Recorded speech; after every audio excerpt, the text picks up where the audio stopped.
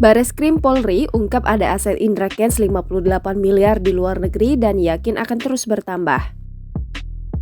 Kasus dugaan penipuan hingga tindak pidana pencucian uang dalam aplikasi Binomo dengan tersangka Indra Kents terus didalami pihak kepolisian. Direktorat Tindak Pidana Ekonomi Khusus Bareskrim Polri, Brigjen Wisnu Hermawan mengungkapkan bahwa pihaknya kini telah menerima 500 laporan melalui panggilan hotline. Hal ini diketahui Tribun News dari unggahan YouTube channel KH Infotainment pada Sabtu 26 Maret 2022.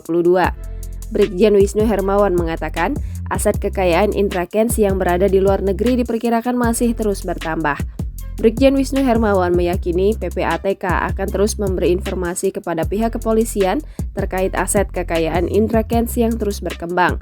Bahkan, Wisnu menambahkan pihaknya berharap dalam waktu dekat ini sudah menemukan tersangka yang membantu Indra Kents. Ia dan pihaknya akan terus memburu tersangka yang mengkoordinir dan selanjutnya akan menyita aset tersebut.